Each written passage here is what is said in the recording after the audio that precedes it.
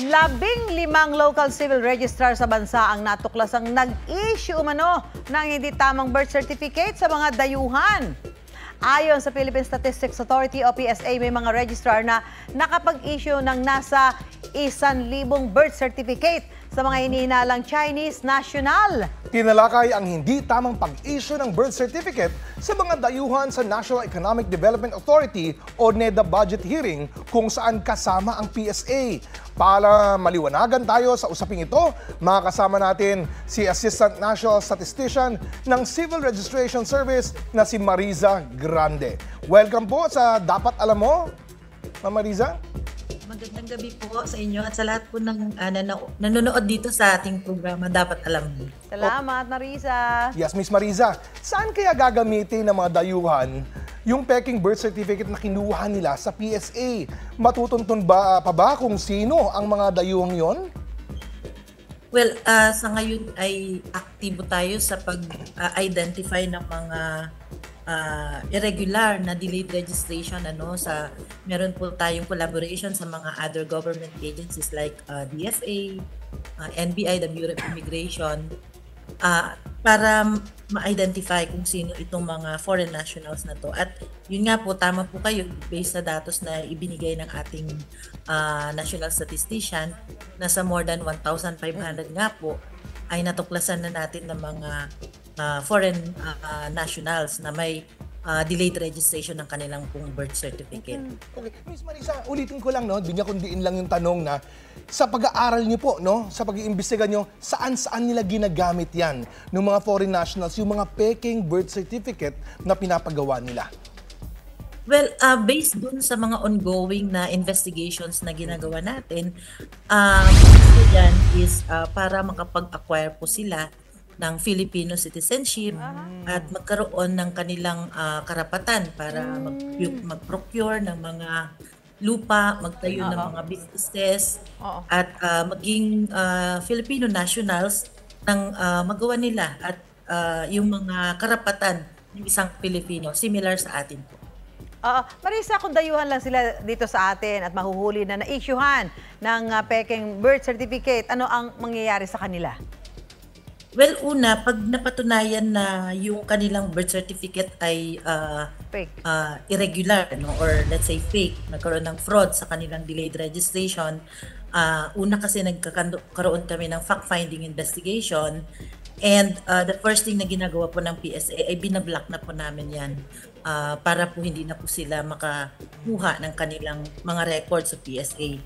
And based dun sa 15 na naimbestigahan na po namin, ay nirefer na po natin sa ilan sa kanila, sa kanilang mayors para binigyan po natin sila ng mga summary of cases ng investigation natin para bigyan ng disciplinary action kasi ang mga local civil registrars po and personnel are under the direct supervision po ng ating mga mayors. So ang aming pong part ay recommendatory lang para magsampahan ng kaso, no, sa kanilang pagpa-facilitate ng registration ng mga foreign national na ito. And recently nga po nakipag-coordinate po tayo sa ating Office of the Solicitor General para po ito ay makansela, no, sa registry. Kasi po ang power to cancel is dadaan pa rin po ito yan sa korte. So sa ngayon po meron na po kaming na-endorse na 18 na certificate of live births sa ating pong OSG para i-file natin ng cancellation sa korte. Marisa, sa ibang issue naman, pero tungkol pa rin sa birth certificate, kung late registrants, kailangan muna raw mag-apply ng national ID bago ito mabigyan ng birth certificate. Sino ba yung makukonsider natin ng mga late registrants?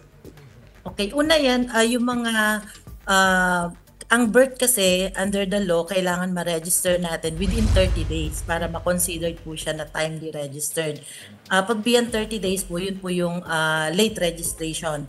So dahil sa mga pangyayaring nagkaroon po tayo ng mga fraudulent registration, ay nag-issue po kami ng bagong guidelines para po sa mas existing na mga requirements. Nakasama na din po dito yung pagpaparehistro nga dito sa ating national ID.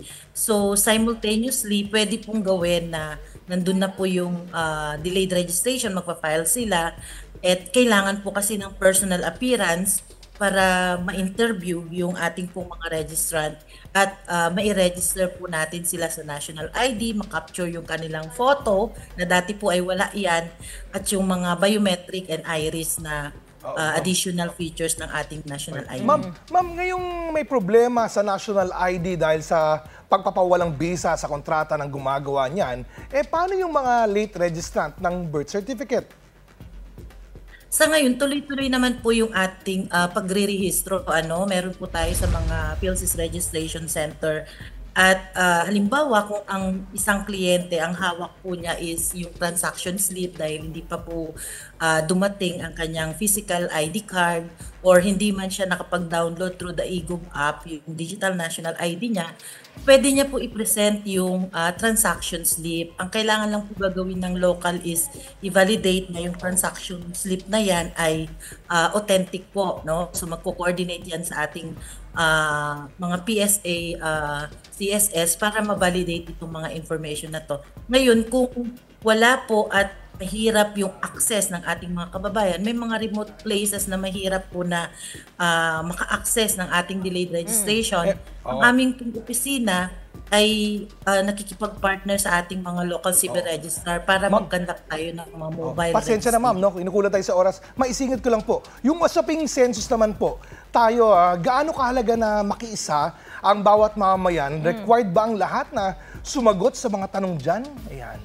Yes, of course po, pag sinabi mo census, lahat po, no? Kailangan ay mag-participate sa ating census dahil yung datos po na yan ay magagamit. Napaka-importante na datos para makuha natin yung mga demographic and other indicators sa pagpaplano po ng ating gobyerno. Marisa, kung hindi mapapasama sa census, may mangyayari ba sa mga taong yun? May malalabag ba siyang batas?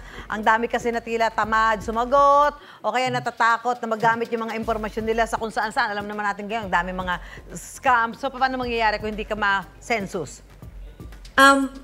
Well,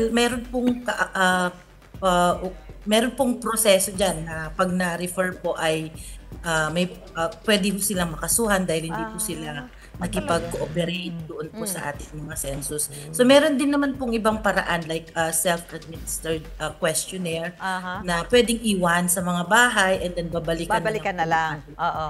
Kung natatakot sila. No? At saka yung confidentiality po ay talagang naman yan. Siguro nyo. Kami dyan. Maraming salamat, Ms. Marisa Grande, Assistant National Statistician ng Civil Registration Service. Basta't balitang mahahalaga at napapanahon.